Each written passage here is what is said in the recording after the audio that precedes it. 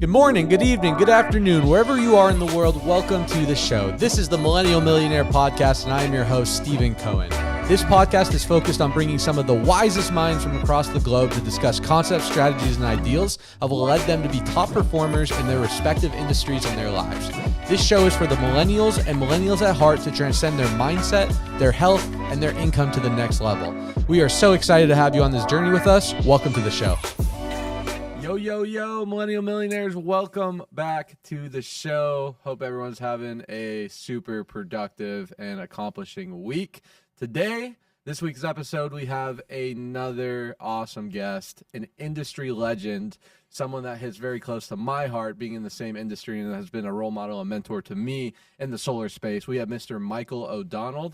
Michael is the CEO of MOD Sales Academy. He's a partner at Sun Solar Solutions. Get this, he's a 10-time Golden Door winner, best-selling author and keynote speaker, and a lot of people would say he is the #1 solar salesperson on the planet, and we have him here today in the flesh. Mike, thanks for coming on the show, dude. Steven, great to be here. Great to just get to do a number of things with you today, but this is just spectacular. Good to be here with you. Awesome, man. No, it's been a fun day. You just came to our sales meeting through an amazing 2.5-hour training. We're about to hop on this hour podcast, and we're going to hit the doors for a couple hours, and then we're going to do a mastermind dinner. So my first question for you, dude, you're not, we were just kind of joking, you're not a millennial. You've been in the game for a while. How do you cultivate so much energy being in this industry? You're doing a million different things. You're all over social media. You obviously sell at a high level. What's the secret to cultivating that level of energy?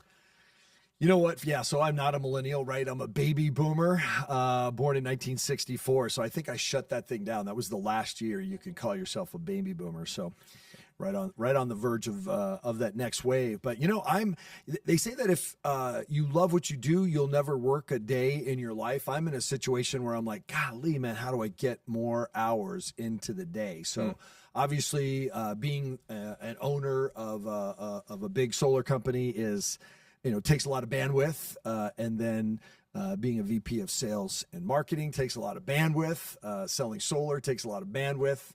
MOD Sales Academy and being an author, I'm working on my second book right now. All that takes a lot of bandwidth, but it all sort of kind of flows too. I never feel like I'm trying to, just kind of make something happen that shouldn't be happening. I'm getting up in the morning. I start my day every single day the same way. I've got my MOD no matter what call at 8 o'clock Pacific time. So that just kind of launches me into this day. And then the rest of the day, I'm just kind of like, I wish I had more hours. I wish I had more time. And I'm trying to, wind that day down at 9, 10 o'clock and kind of join my wife on the couch for some, dinner and news. And, I'll be lucky if I'm not, lights out or something half an hour in. So, but I'm really having just a fantastic time. I couldn't be having more fun. And so, as long as it's fun, I'm going to keep doing it. I try not to add stuff. I try not to add things that don't really, promote the results that I'm looking to get. So I really focus on my time and what I'm doing. One of my coaches, Coach Michael Burt, Activate the Prey Drive, worked with him pretty extensively. And he talks about really being able to integrate, the different things that you're doing, having a converged agenda. So all of those things all work together at the same time. So if that wasn't the case, I couldn't do it. So, I'm doing social media for one. It's also social media for the other. It's also social media, for the third. So it all comes together. What really consumes me though is being in the solar business and selling solar. That's what I love to do, and I'm just glad as hell that I'm doing it, and I love doing it with you today. We had a whole day together doing it. A lot more to come, too. Can't wait to the next thing on the agenda is we're going out knocking on doors this afternoon, so that's going to be a lot of fun. Yeah, that's a great segue. So obviously, we're both in the door-to-door sales organization. You've been doing sales for a really long time. Did you know that sales was always something that you wanted to do, or how did you find that? Because like you just said, when you love what you do, you don't consider it work. And I also think when you're passionate about what you do, you get to access this infinite energy that most people aren't. Right. Did you know that sales was always it for you, or did it kind of fall in your lap? Yeah, I mean, it came about for me, in high school. I did some, vocational, what should you do? And my vocational counselor said, well, we're thinking either lawyer or salesperson. And kind of the same thing, right? You're trying to be compelling, get someone onto your side and compel them to do what you're trying to get them to do. So I kind of looked into what lawyers do for a living, and that didn't sound good to me.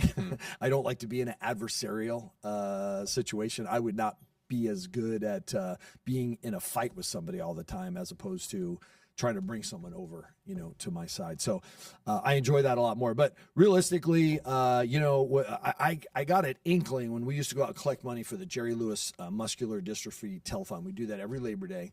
And we'd run around and collect money from the neighbors, and we'd go to the little mall and collect money in the mall. And I really enjoyed it. I got kind of a charge out of it. I would kind of get this manic high out of it. I wouldn't even understand why. And I'm like, let's do some more, man. Let's grab some more people. Let's go knock some more doors.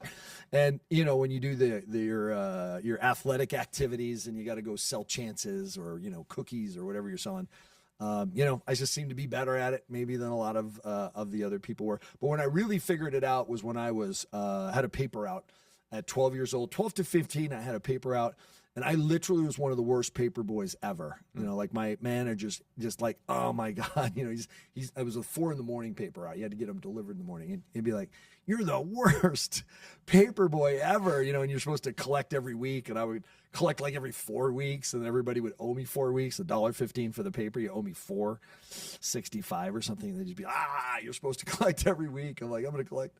So, but what my manager knew, he could grab me, put me on somebody else's route whose subscriptions had fallen off, and he could have me go knock doors, for a couple hours, and I'd come back with a fistful of subscriptions, right? So I'd bring the Sunday paper with me, which has the cartoons and the coupons and all that, and I'm showing off the Sunday paper like this comes 7 days a week or something, and I could just go out there and do that. So I had a pretty good idea that if you're going to put me in a work environment, you should probably have me be the one out there signing up new subscribers, right? Mike, do you think sales is something that is gifted that you're born with, or do you think it's more of a learned skill? Because I think naturally when you see people, you can kind of tell people are more charismatic, they're more gifted, but especially in our industry and door to door, sometimes it's the more unorthodox, awkward person that is sometimes the high performer.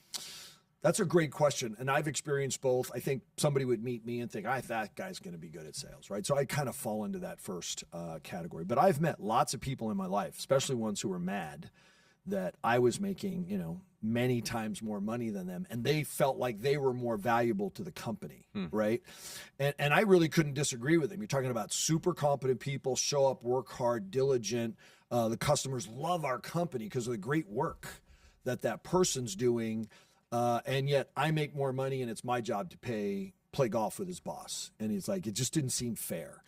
I literally had a boss one time, one of the owners of the company, whatever, but his job was operations. And they hired me to the company, and I'm making more than he is to start. Why? Because to hire me away from where I was, they had to pay me more. And he's like, I don't understand that.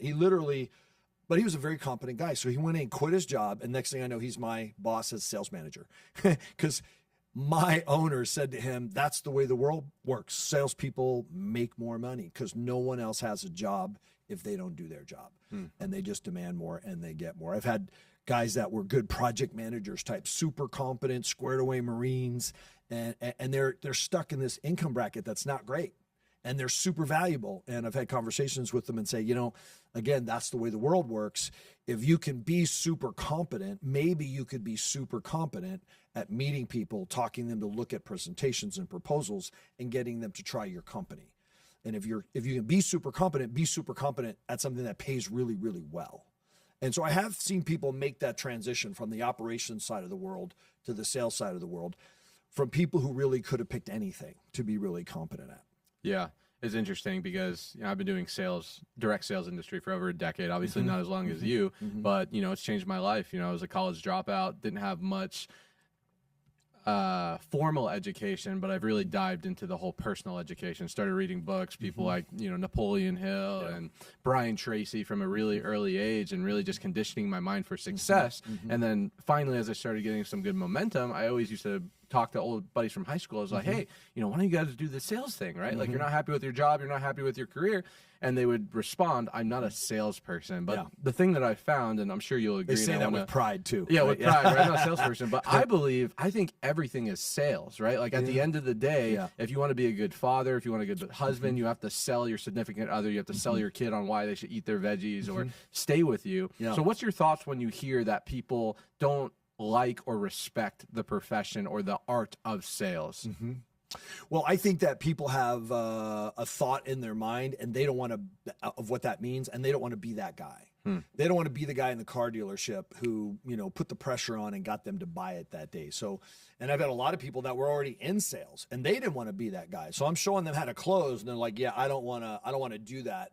Because then I'll look like a used car salesman. I'll be and you're not a used car salesman. You're employing sales tactics, and you're just not going to be a used car salesman and not employ sales tactics. So they confuse the two. But I would say a lot of those people are not cut out for sales, because when it comes down to it, when they have to reach and get it and employ those tactics, and they don't, they're not going to succeed. They're not going to do well.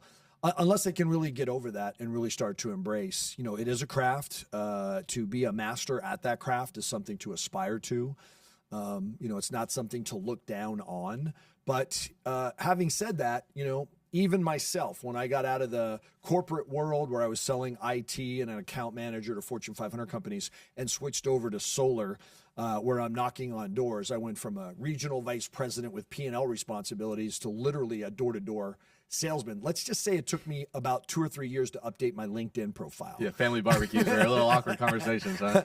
I wasn't anxious for all those people that I was in this community with to go, man, have you heard about O'Donnell? Yeah, I was a door-to-door salesman, man. I know he must have really fallen on some hard times. So I actually went back to a lot of those guys that were salesmen, right, in the corporate world. And they're like, O'Donnell, I heard you're making like 7-figure deal, man. Bring us over. What's the next gig? Let's go. I'm like, dude, you're in. Let's go. Awesome. And I explained to him how do you get those appointments? We knock on doors. Crickets. They're done. They're not doing it. And these are sales guys, right? These are sales guys. So it's not like you're trying to talk an accountant into being assertive and go knock on doors. So the idea of what we do is truly, and people say, why does it pay so much? Because to most people, the idea of it is enough to make them want to puke. Let alone trying to go out there and do it every day. So it's not everyone that can do it. Yeah, no, I remember when I first got into door-to-door, I had that stigma as well. It's like door-to-door, I'm not LDS. I've never served a mission. Like those people really make decent money. And then when you actually like unveil the curtain, it's one of the most special industries I think I've ever been a part of. Yep. Like the culture, the personal development that's tied into it, the earning potential, the freedom, right? If you're willing to do something other people aren't willing to do, you're able to receive things that other people aren't willing to receive. So when it comes to door-to-door, why do you think that stigma is there? And why do you think so many people struggle with the idea of actually knocking doors? So there's two things. One, you've got that quintessential Fuller brush salesman, the Mary Kay, Avon, Ding Dong, and it's just not a high level look, right? And so people have this in their mind that, oh my gosh, poor you, death of a salesman. The guy's out there on the road knocking on doors and doing that whole thing. So they just don't like the idea of it. We've all encountered salespeople, and for better or for worse, we probably fit our profile to a degree of that, guy in the, good looking suit, but kind of loud, and they say, I don't want to be that guy. People say I'm not a salesperson with like pride, and whatever it is, whatever their demeanor is. So they just don't have that demeanor. They think that they're automatically going to be seen in that view. So that's part of it. The other part of it is it's really freaking hard, man. So it doesn't matter how good you are at it either. Knocking on doors is not easy, right? To get yourself to do it is the hard part. And so overcoming the resistance that you experience between I'm not now knocking on doors and I'm trying to get myself to be in a state where I am knocking on doors, the resistance to that, it's really hard to overstate it. You can't overstate it. 100%. And it doesn't matter how much you've done it. It doesn't go away. And so I think even if you are relatively good at it, if you're not part of a group like yours at Sunder, where you guys have teams and you meet and you're out and you're getting leveled up and pumped up and boom, you're out the door you go. That call I do every single morning, no matter what call, it's designed to create the one thing that helps that scenario of, oh my God, I don't want to knock on that first door. You know, the hardest door is the front door. The next hardest door is the car door, right? After that, I mean, the customer's door is easy. You're already there. Knock on it. They talk to you. You have a conversation. They say no. Off you go. Nothing really, you know, I don't like, what was I afraid of? Every time I go, what was that resistance about? Why is it that so many, and it's really hard to really name it, but it feels like, I can tell you what it feels like. When I'm not knocking doors and I'm thinking about going to knock doors, it feels like I'm the guy with the will work for food sign. Why does it feel like that? I don't know. But that doesn't go away till about the second or third door. And now I've got momentum. And now I realize what I'm really doing is providing a service, right?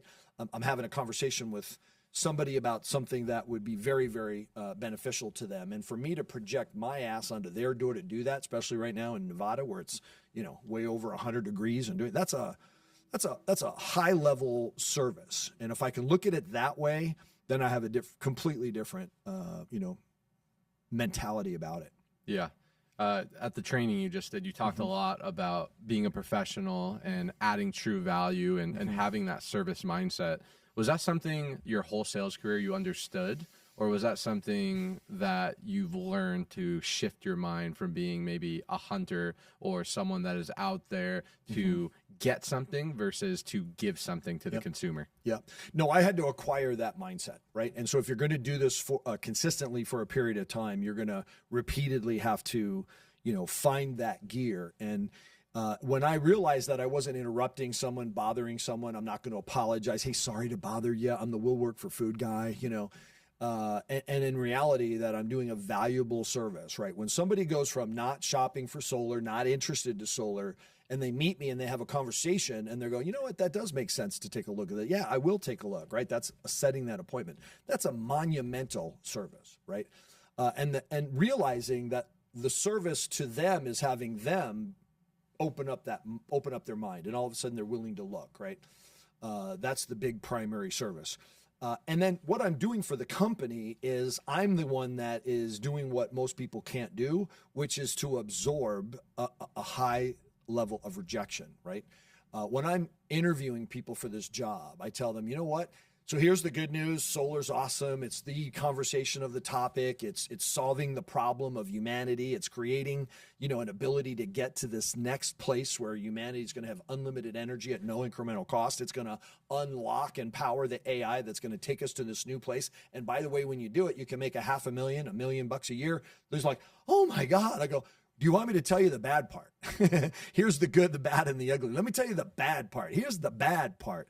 When your job is to go knock on 80 doors in 5 or 6 hours and have 30 conversations and 3 of them say yes, that's all it takes, man. You're there. You're on track. Like that, those numbers produce a very high 6-figure income. Let me tell you the downside. It feels like, and this is back to what it feels like you were invited to go to a dance and you asked 30 people to dance and 27 of them said, no, you're freaking ugly. Okay, that's what it feels like if you don't know how to understand that no isn't a rejection, it's a result. And I'm actually employed to produce results. And if 97% of the results are going to be no's and I make a lot of money, when am I going to wake up and understand I'm being paid for the no? No one's going to pay a guy a lot of money to be in a conversation for 10 minutes and then set up an appointment to meet with someone for an hour and a half and somehow you make $5,000 or $7,000 or whatever the number is. That's not what the money's for. The money was for the 85 conversations and the 27 that said, no, you're ugly. Of course, no one said that, right? They said, no, thank you, which if you went to a dance, nobody would tell you're ugly. Sure. You're not ugly. So no one would tell you're ugly, but it feels like, and when you're thinking, should I go ask that person I think is attractive to dance, you end up saying, nah, I'm not going to do it. Why? Because you're afraid they're going to go, no, you're ugly. And you're afraid that rejection is going to devastate you. That happens every day in our job. Every day we're afraid that guy's going to open up the door and just go, you piece of whatever. And that almost never happens, but it does. And when it does, it hurts. It's painful. But when we realize that that's actually what the money's for, you're like, oh. So if I knock on 85 doors, 30 conversations, 3 of them say they'll look, and I sell one of them, and I made that, holy crap, I'm making $500 every time somebody says no to me. Well, that's a whole different story. Now I'm going like, oh, that's cool. Yeah, I'd do that. I'll go talk to that guy and have him tell me no. You're going to give me $500 cash? Yeah, boom, there's the cash. It's hard to end up experiencing that like you just got $500, but that's the reality. So that's the transformation I had to make. That's what I help others make. Constantly putting that into the fore, that this is a valuable service and it pays a, just kind of a wacky amount of money, but you have to understand, what the money's for. Love that. That's a huge paradigm shift.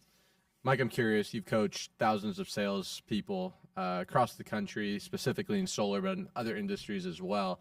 One of the challenges that I had and that I see with new people coming in is most people are conditioned to be an employee, meaning when they're not being told what to do, when to show up, where to be, how hard to work, when you can leave, clock in, clock out. Most of them aren't able to create the inner discipline and find that routine to go out there and actually put in enough hours to begin with to actually 100%. Get great at the art. What are some tips or tricks or advice you help people with to really break that mentality from being an employee to a business owner in this space? And you just really kind of put the point of it there. You're a business owner. So when I'm talking to that same group of, 10 folks, I'm doing this group interview and I'm like, all this money and helping the planet. Let me tell you the bad part. The second bad part is, and this is going to not feel like a bad part, is that you really are a business owner. As a 1099 person, the reason you're getting a weird amount of money is because I'm paying a business what it's worth my business to have a customer who will look. And for you to provide a customer that buys the system, it's worth $5,000 to do that, or $6,000, whatever that number is. It's worth that amount of money for me, but I'm paying you as a business because you are. And you are a business. Now, let me tell you the downside of that, right? It's like, being told, no, you're ugly. Here's the downside. When you are in a situation where no one's tapping their watch, looking and going, oh my God, you're 10 minutes late for work. What the F? And you're 10 minutes late the next day. They're like 3 days in a row, you're just fired. You don't have this job anymore. So you find some sort of internal, discipline or something, that gets you there on time the next day because you don't want to lose the job. And we don't have the benefit of that in this because we truly are our own business. We're a 1099, we're independent, and that's where I think Sunder and my company, Sun Solar Solutions, really provides the gap. And that's what I tell those people, like, this is going to look like you're an employee. We've got a great company now it's a new business, but you don't need an accountant, you don't need a lawyer, you don't need a payroll service, you don't need to go you don't need to do anything and you don't need to take on risk, get capital.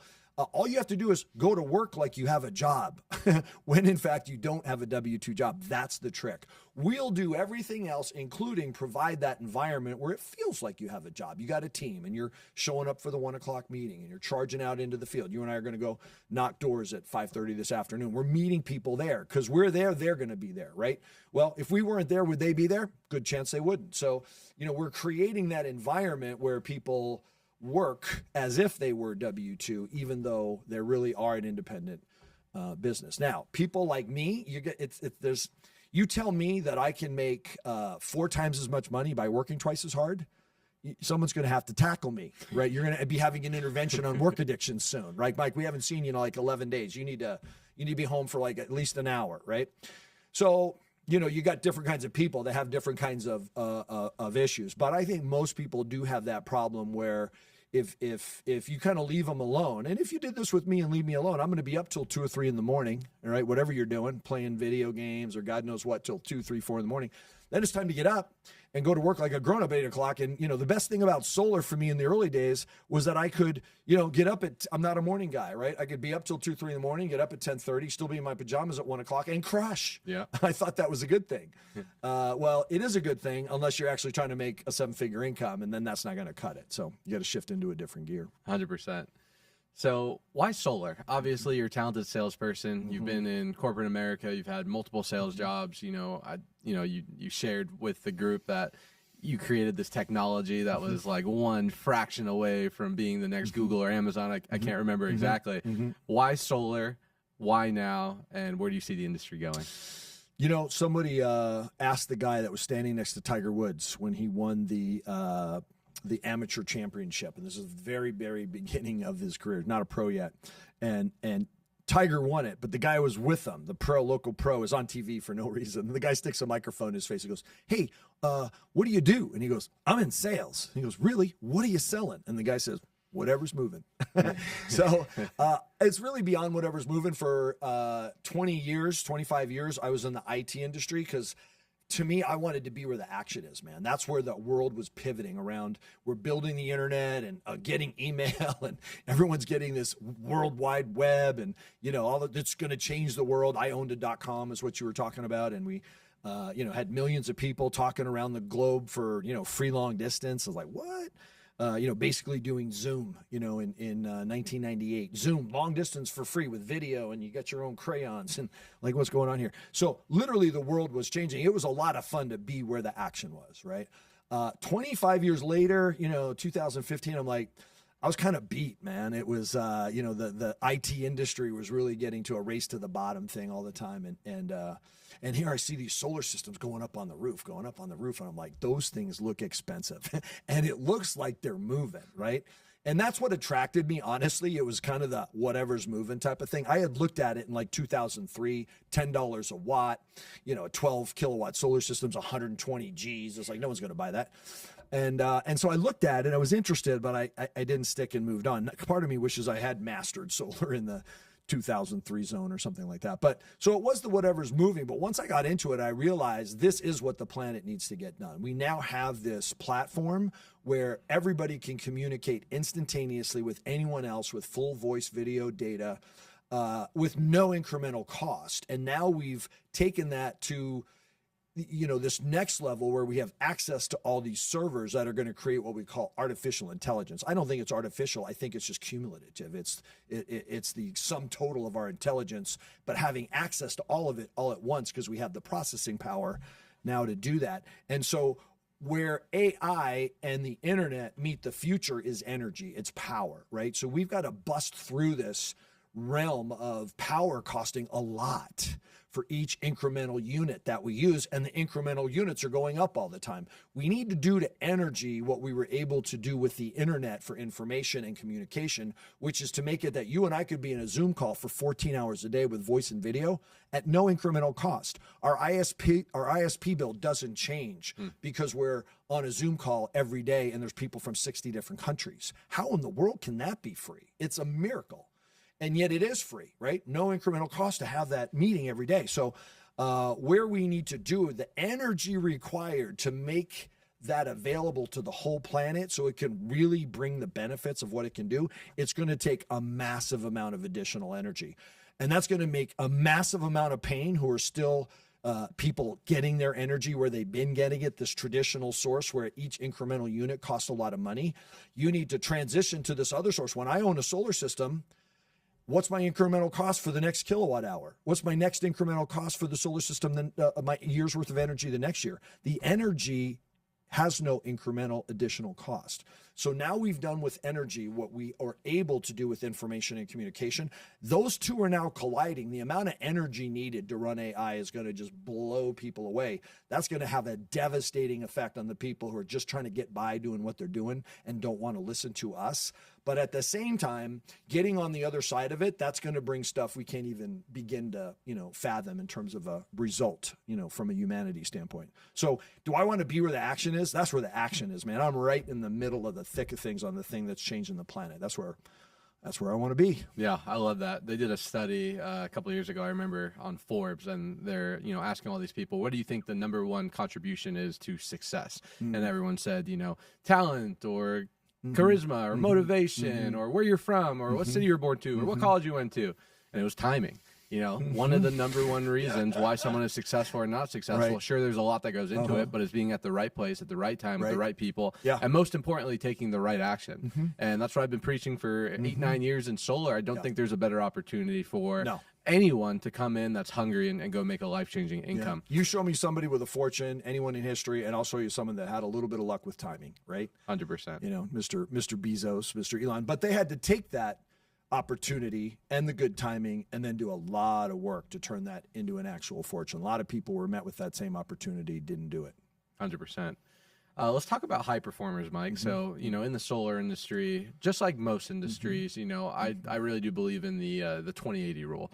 80% of your production's going to come from 20% of the people. I think that's pretty universal across most industries. Yeah. How do you get to the 20%? What's the difference between the person that makes $50,000 a year in solar versus $500,000 a year in solar? That is such a great question. I asked John Maxwell that question after a lot of frustration of trying to turn baristas into, millionaires. And it was tough, man. And he said, you know what? Quit trying to find worthwhile people and motivate them, right? He said, what you need to do is find motivated people and inspire them to do what you're doing. So I wish I could tell you I had a better recipe for that. It's been very, very, very disappointing because I'm somebody who sees the best in people. I'm somebody who really wants to believe in somebody's potential. But something I learned a long time ago was to tell people, you know what, keep your resume and send me your W-2, send me your 1099. You show me a guy who makes $500,000, and I'll show you a guy that's going to make $500,000. Why? Because he needs the money. And so what I'm trying to help people do that belong to my organization that don't yet make it, and guys like you and me that ran sales departments historically, what was our job? Take good performers and convince them to buy a bigger house.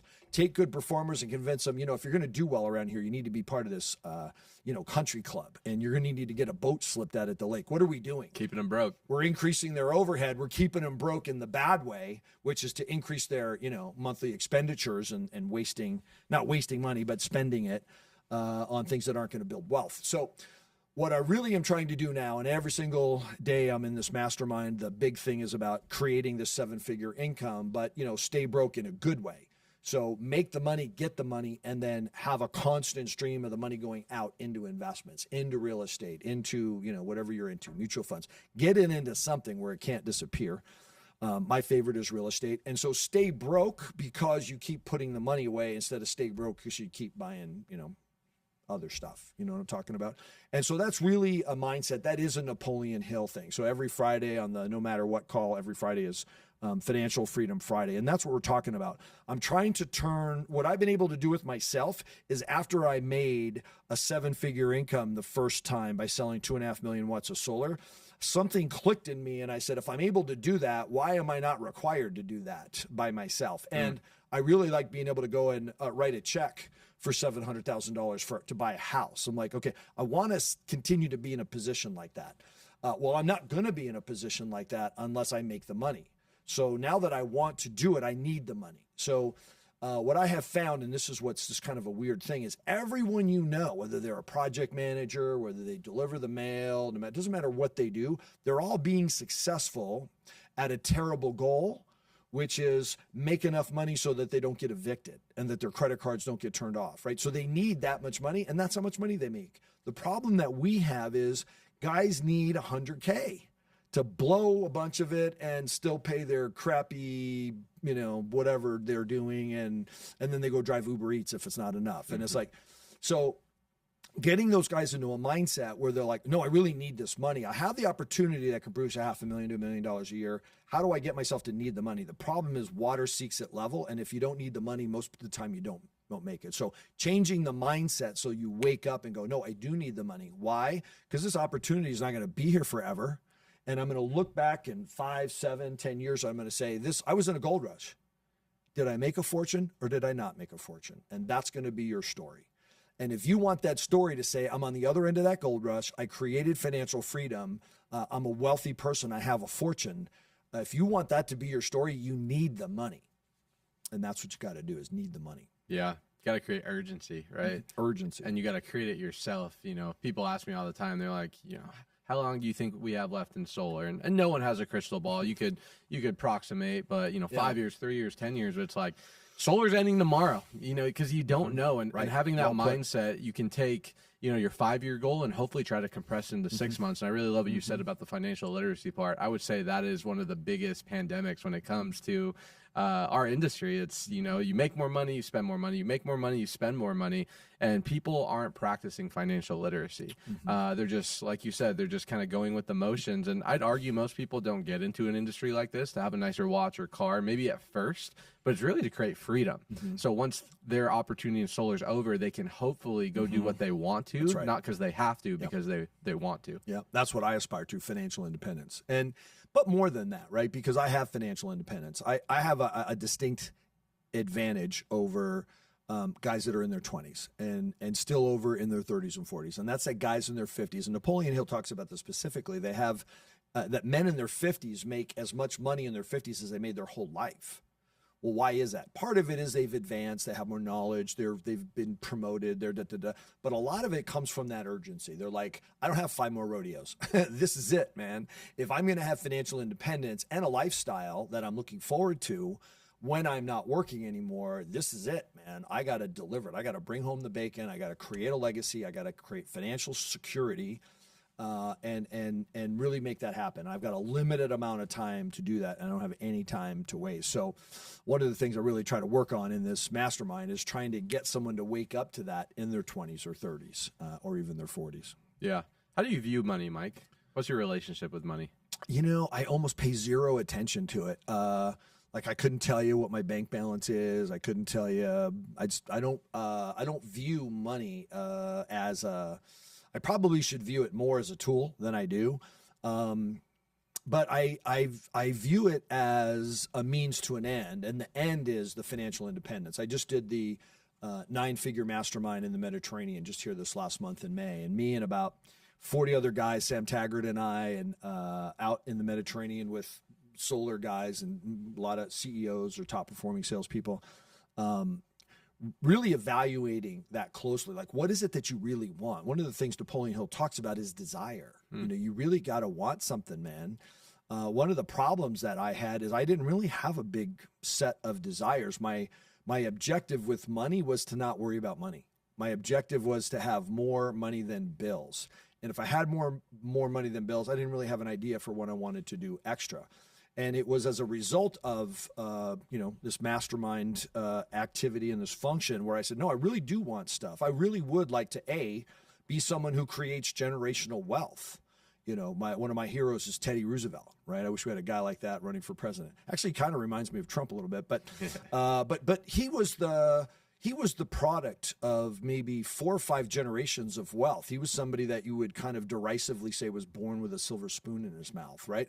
But because he was born in that position, he was able to be the police commissioner and mayor and governor and president of the United States. He was able to create the national park syndrome, national park system, Yosemite, Yellowstone. He created that system because he loved and had a passion for the outdoors, and he did something for all of us because he didn't need to spend all of his time earning a living, right?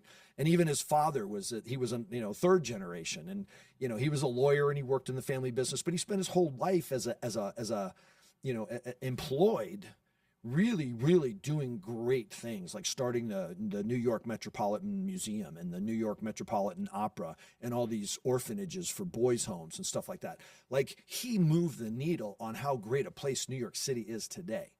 And he was able to do that because he wasn't scratching out there making a living to pay his bills. So I really want to create, generational wealth. I'd like my, grandkids to be able to have options to go to kind of schools or start foundations or whatever that means to do things. So that, and I realized that, I'm not a guy that wants a fancy car, not a car guy, but I would like to live on a yacht. So I'd like to be in Monaco at the Cannes Film Festival, whatever. And when you look out and you see those yachts that are tied up offshore, those people have 9-figure net worths. It's not a big deal. They just do. You don't own a yacht like that if you don't have a 9-figure net worth. So if I want to do that, I need a 9-figure net worth. Okay, well, how do you do that? Right? So you have to talk to people that have. So I have people in my life that have 9-figure net worths, and I've spent weeks on their yachts learning from them. Like, how'd you get this yacht, man? And then you find out it doesn't really cost any money to have a yacht. You have to have the money to acquire the yacht, But then when you have a yacht, you kind of live on it for, a month or two a year. And then you charter it out the other 10 months and you make money. Rich people just make money, man. So it's funny what you find out when you start to follow up. Well, what do I want? What is the desire? And then how do I get that desire? Who already has it? How do I surround myself? How do I create a mastermind where, like, having a 9-figure net worth happens in America every day. How do you do it? You start a business, you build it up, you sell it off, and somebody buys it for a few $100 million or whatever, and you're worth $100 million. That's not going to happen to you if that's not what you're trying to do. Sure. It's not going to be accidentally. I don't know what happened, but I ended up $100 millionaire. So that's the, how do you do it? Oh, that's how you do it. Then you start, creating this mindset. As soon as you put your mind to work, and that's the Napoleon Hill thing with the, what the mind can first conceive of it, see it, conceive is see. So if you can see it, I want that. I see it, I want it. What do we want? We want what we see. We covet what we want. We covet what we see. And then actually believe it. Well, this guy can get it. I just spent time with him and he's not like, some weird superhuman guy. Then you start to believe it. Then your mind just automatically starts to do, well, if that's the case, we're going to need, this person in our life. We're going to need one of these. We need to write a book. We need whatever, right? So you're going to I need to write a book, So, okay, so I wrote a book. So that's the kind of things that come from you being very clear with yourself and not, I think a lot of us feel embarrassed or ashamed to say we have desire. I want. We get taught, I think, I want this. And that's not to say, you shouldn't want stuff. You should just take what you get and be grateful, right? So that's a different mindset. I was born with that mindset. I had to let that mindset go to acquire a different mindset. Because where that mindset got me was, I just need more money than bills and I'm good. Yeah. Yeah, I feel like a lot of things there I want to unpack. I love what you said with the whole, believe, conceive, achieve. I think that's one of the most beautiful things about direct sales and door-to-door is because you get access to people like you. You get access to people like the Daniel Hadabosses and people that are making crazy money, winning at a high level. You work a normal corporation, you're not hanging out with the CEO. You don't get to rub shoulders with the executives where you can literally join a sales organization, a good one, that's brand new, straight from college, you're making $30,000 a year and surround yourself with people that are making $500,000, 7 figures, asking them questions, figuring out what their habits are, seeing how they view the world. That is an invaluable amount of information, and most people don't get access to that unless they're willing to pay to play for masterminds and stuff like that. So that's number one. Number two is, I 100% agree with the getting clear. I think most people, if you go interview 100 people on the street and you all ask them, hey, you want money? You want to be successful? Usually 99 out of 100 are going to say yes. But if you ask them why or what do they want, like how much money, what kind of car do you want? What do you want to live? What do you see your life? Most of them aren't able to answer that question, which is kind of scary. Yeah. Because it's like, why would... And they're super vague. Super vague. I want to have a lot of money. Well, like, what's a lot? I don't know. Enough to pay my bills. Yeah, and I think it's super important, and I think this goes back to sales. It's like whenever you say, hey, I'm gonna hit 10 deals this month or 8, it's like, why do you want to hit those 10 sales? Why do you want to do those 8? Do you know what you're going to do with that money? Is that going to go into an investment? It's going to go to pay for your medical bills for your sister. So getting clear is super important. Mike, I'm curious, so you just, like you said, you and Sam Taggart ran a mastermind, 9-figure mastermind on a yacht for a week in the Mediterranean. What do you feel like is a common denominator in terms of characteristics when it comes to high performers? Well, I think they do truly want to have results. They do have things that they want. I don't think you produce at a high level if you're not trying to accomplish specific results. And for me, I had the same capabilities for 25 years, and I produced an income of between $150,000 and $250,000. And I mean, that was success to me. It was a 6-figure income. I had a title. I had a salary. I wasn't, the idea that, how do we talk these people who have salaries and stuff into, leaving some, situation where they have a salary and benefits and a 401k and they're very comfortable at the, 200,000. How do you convince them to go be a door-to-door sales guy? And it's like, yeah, that can be tough. On the other hand, I had no idea that I was just trapped, man. I needed that salary. I needed that job. Why? Because I had kids in college and all the bill. I had a $200,000 lifestyle. That's why I didn't have any money, because I had $200,000 income. I had a $200,000 life. By the time the government takes a third and, you buy all the necessities and go on a vacation and put a, couple of percent into a 401k, you're just, there's nothing there. So and that's what I'm interested in, is really finding people who have the potential and they are performing well, but they're locked into this mindset where they're not willing to bet on themselves. That's what's happening with us. We're betting on ourselves when we take a 1099 independent contractor position. And yeah, you can just be one of the guys that makes $1 million. You don't need permission. You don't need to get promoted. You don't need someone to notice you. You can just grab the toolbook, grab the presentation and go out and make that kind of money. You don't need anyone else to, tell you it's okay. Then what's holding those people back? And it's the fear. They don't think they can bet on themselves and they're afraid what's going to happen. Here's the funny thing. The corporation quit betting on them a long time ago. So you took that $60K salary and there's another $60K in earnings and you think you were ahead. Well, a corporation's never going to let somebody with a $60K salary and a $60K, bonus commission and get to 120K. They're never going to let that guy make $350.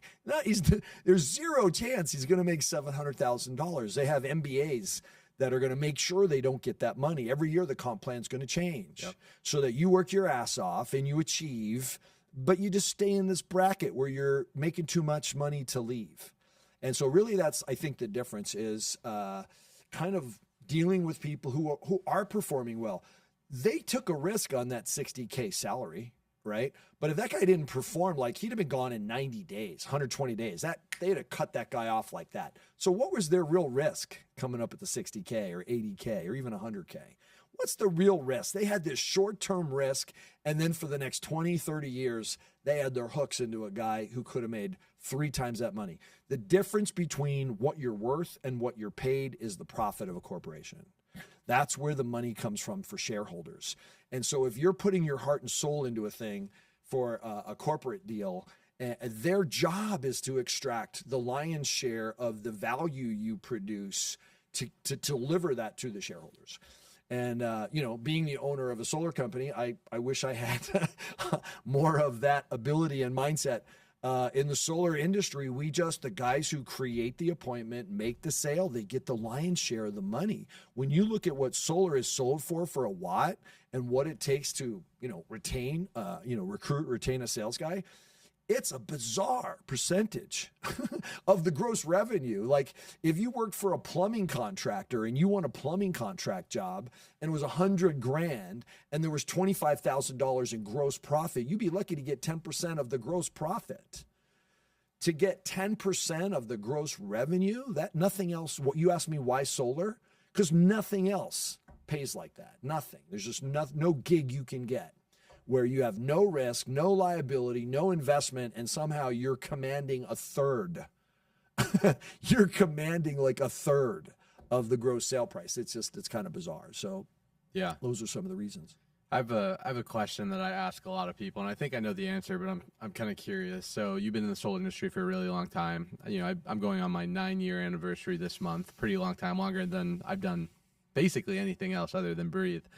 When I first started, probably yourself, commissions were $150, $200 a kilowatt. Mm-hmm. Now people are making, thrilled. And we were thrilled, right? Yeah. Making great money. Mm-hmm. Now commissions have 5x for people not familiar with the industry. You can make anywhere from $1,000 to $1,500. Right. In California, I see people making $2,000. Right. If commissions has 5, 6, 7x over the last 5, 6, 7 years, why do you think most reps are still making the same, not less than they were 7 years ago? That's a great question. And really, the better question as what you're bringing up is, how in the world did that happen? 5, 7x and but then now that you're doing it, why is the guy still making 150K? So most solar people are using the lucrativeness of solar to have to work less. End of sentence. Why? Water finds its level, the conversation we were having earlier. So they don't need the money. If they needed the money, they would make more money, but they would have made more money if they needed more money at the old comp rate, right? So, and yeah, when I started in solar and I was getting 28 cents out of 350 or something like that, I thought my partners didn't know what they were doing. I'm a sales professional. They didn't know anything about, sales. And they're telling me I'm going to get paid, $2,800 on a 10 kilowatt system. You guys are out of your mind. There's no way I can spend 10 minutes at the door, an hour and a half in the home and make $3,000. That's just stupid. Like there's no way that that's what this pays. In fact, what's going to happen is instead of selling 2 or 3 a week, I'm going to sell 2 or 3 a month. And that's what happens. In order to make decent money at that level, you had to sell 2 or 3 a week. And now you only need to sell 2 or 3 a month to make the same money. And unfortunately, that's what most solar salespeople are using the money for. Now, how do we get into that predicament? Well, that's kind of a timely conversation. When Titan was expanding their business and they were, instead of just doing business with really good solar companies, and they started to go, hey, if we took this red line number that used to run a whole company and go to a sales guy and say, hey, why don't you just get all the money? Right? Why does this company that has a building and a receptionist and an accountant and a lawyer and a whole department of customer service people, let alone an installer that would have trucks and ladders and service people and all this other stuff, but why don't we just give you the red line that these other great solar companies have, and you can just have all the money? And it sounds so attractive, to that solar guy. But what we did is we set up this cycle where there was this expectation. And the problem with EPCs is they don't know how to sell shit.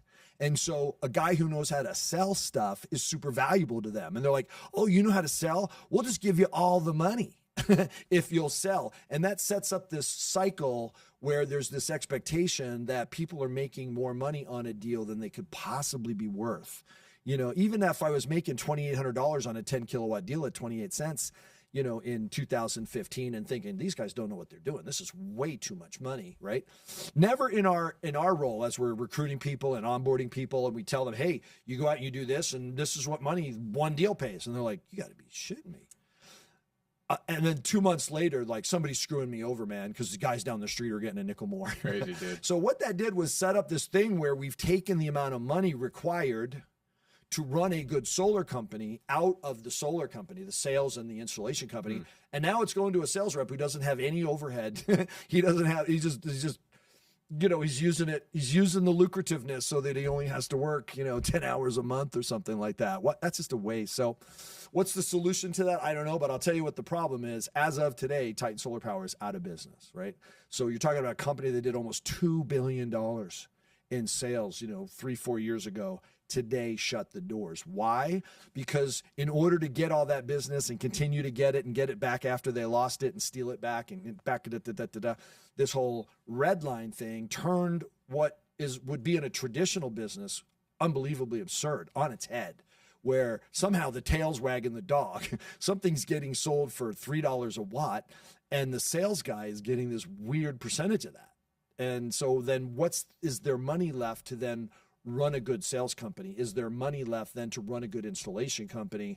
And we've got some issues to deal with. And the result of that is we've had dozens and dozens and dozens and dozens of installation companies go out of business. And today, the bigger they are, the harder they fall. Titan Solar Power landed at 0 today. So my hat's off to them. They did a lot. All due respect. I'm not gloating in any way. I know where they were and I know where they are now. It's a sad, sad, sad, sad story. I think they bear a lot of the responsibility for really kind of starting that cycle. And we're kind of the victim of it. And that took the money out to run a good company. And then they ended up running a company that wasn't very good. And then that devolved into just needing to shut it down. So it's kind of a sad day in the industry, but it's also a day to reflect and go, okay, the guys who are here who are still standing, what do we need to do to say to ourselves, how do we deliver a great product to the customer? Because delivering a great product to the customer is what builds great businesses. And if you're here trying to build a paycheck and so you can hit it and quit it at the end of the summer and then disappear from whatever market you were in, that you didn't understand the benefits of solar in that market anyway, because you're running around with a bunch of solar bros that don't, you're not delivering any value. You're not building a business. What are you doing? You're just trying to take advantage of this lucrative situation. Well, if you find something that's unbelievably lucrative and somehow you're delivering the minimum amount of value, I would say you're more likely to be a con man than a businessman. And we have to get out of that business. We have to get out of the idea that we're going to deliver minimum and get the maximum, and say, how do I deliver the right amount of value and make the right amount of money? And yes, solar should be lucrative. We're performing an unbelievable service, but should it be stupid?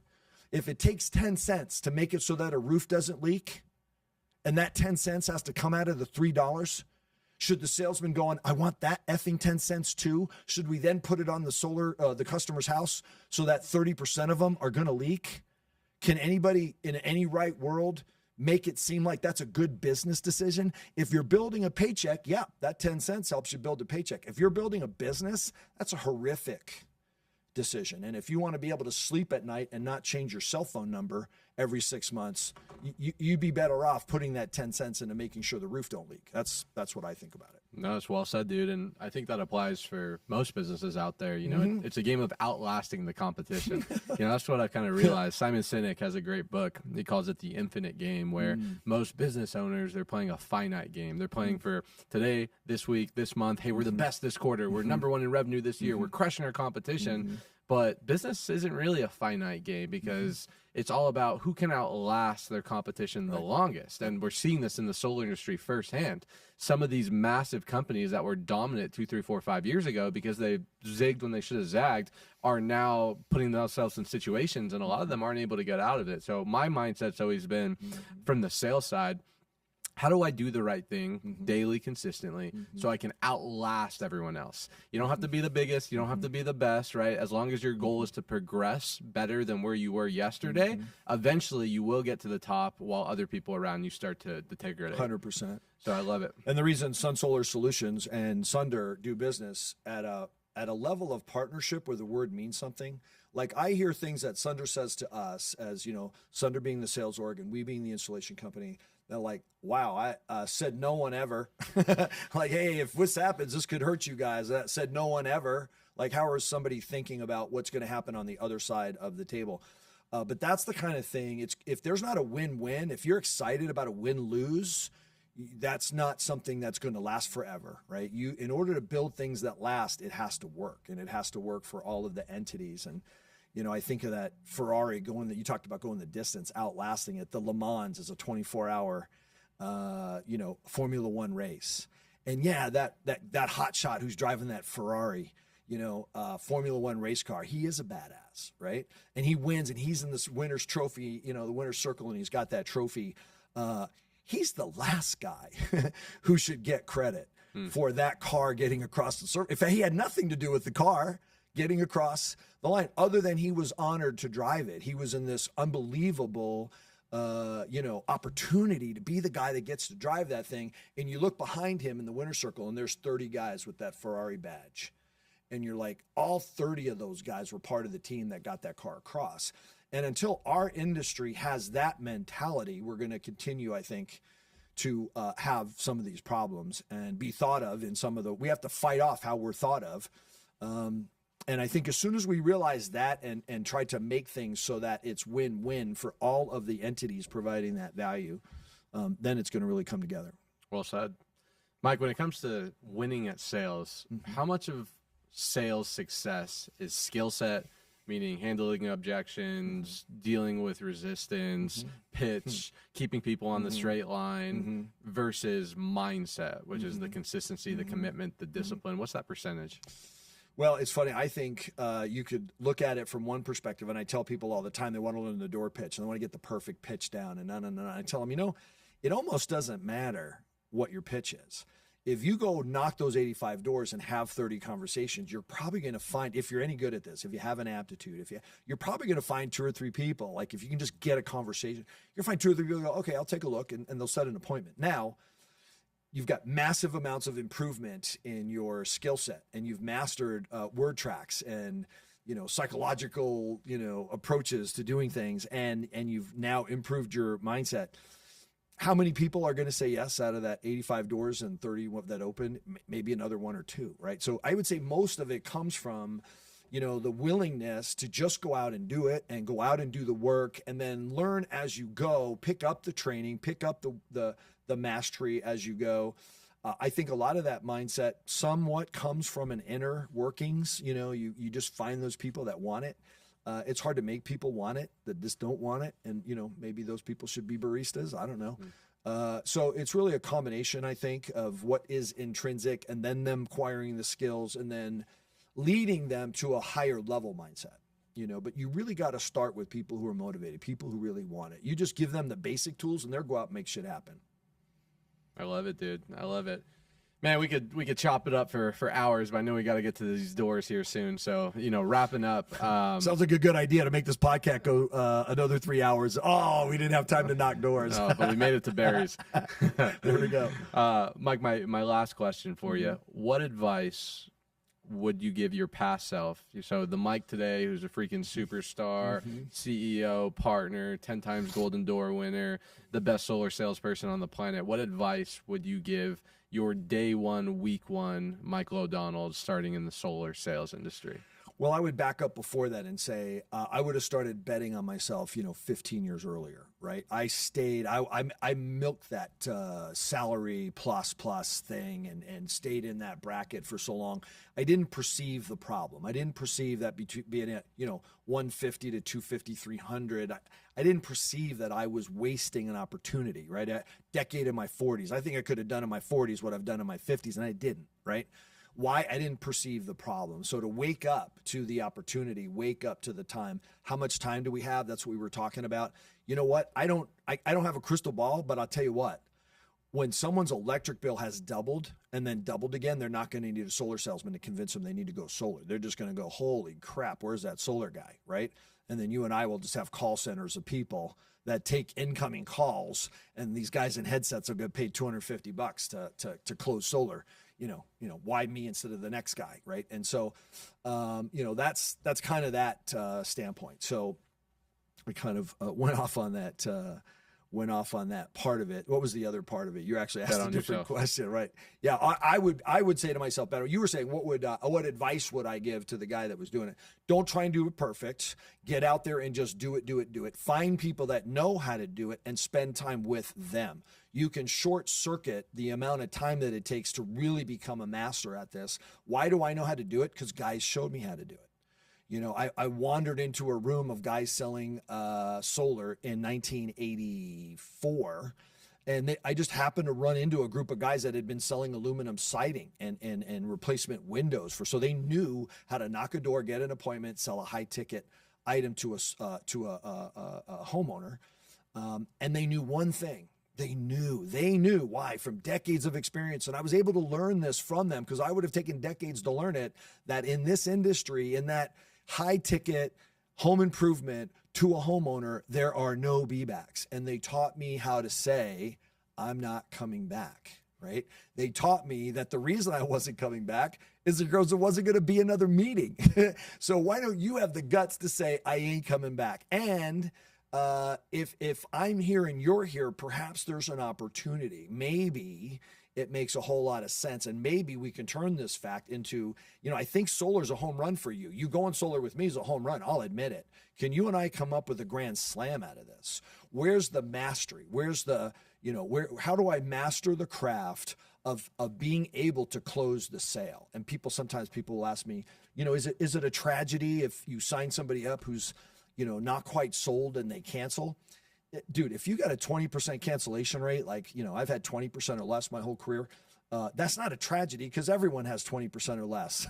It doesn't matter how many you sign up, maybe 20% cancel. The 80% that don't cancel, the object is so many of them would not have signed up if you didn't know your craft. If you ask me, what do I regret? Kind of what advice would you give? What regret do I have?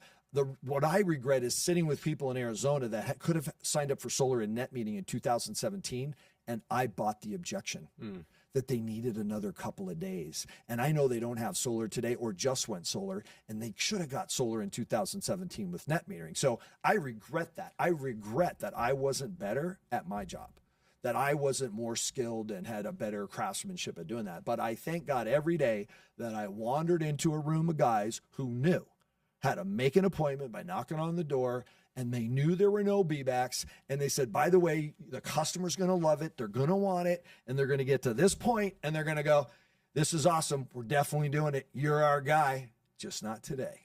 Need a couple days to think about it. You understand, right? Can you come back on Friday?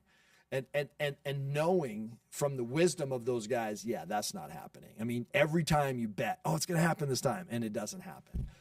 So to learn from them what to do instead. Yeah, no, I get it. Sure, I understand. And then go to work. Literally roll up your sleeves.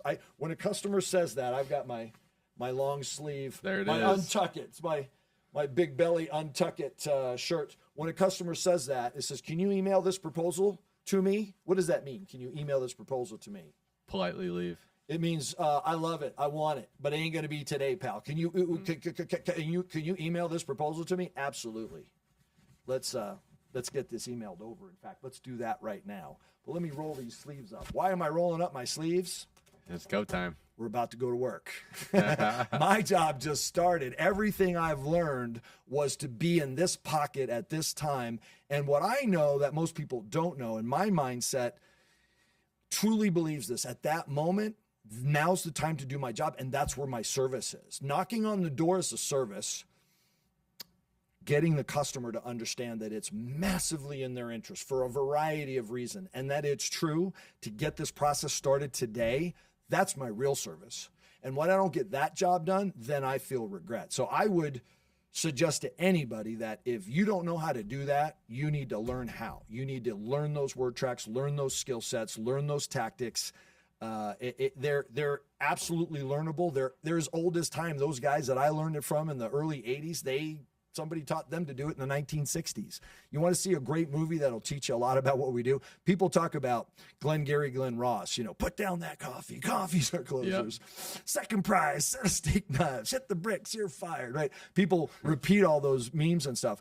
There's a much better movie that'll teach you how to do what we do. It has some real wisdom in it, and it's funny, and it's entertaining, and it's called Tin Men. And it's about aluminum siding salesmen selling a high-priced ticket to a homeowner, knocking on a door to get the appointment, getting to the kitchen table, and knowing there ain't no B-backs. Love it. Ladies and gentlemen, that was a masterclass in sales for solar viewers. That was obviously a treat. Mike, thank you so much, dude. I know we got a slam-packed second half of the day, but for those that are viewing or listening, where can people get connected with you, find out more about MOD, Sales Academy, and just see all the amazing content you're putting out there? I am fired up that we're leaving here to go knock some doors. So I'm just super fired up. If someone wants to get a hold of me, they can do that with social media. I'm on all the platforms, Michael O'Donnell Sales. If you want a copy of the book, it's called No Matter What. You can get that on Amazon.com. If you want the training and learn how to do the today only close and learn how to get the guts to say I'm not coming back to be of real service, I also have a sales training academy for solar sales called MOD Sales Academy, and you can find that at modsalesacademy.com. Guys, hit this guy up, plug into his systems, plug into his trainings, buy his book. He really is the solar GOAT. Dude, thanks so much for being on. Thank you, Steven. Guys, let's go knock some doors. Let's go knock some doors. Guys, we'll see you on next week's episode. We're going to go crush the rest of the day. Hope you guys are doing it as well. Yeah. And we'll talk to you guys later.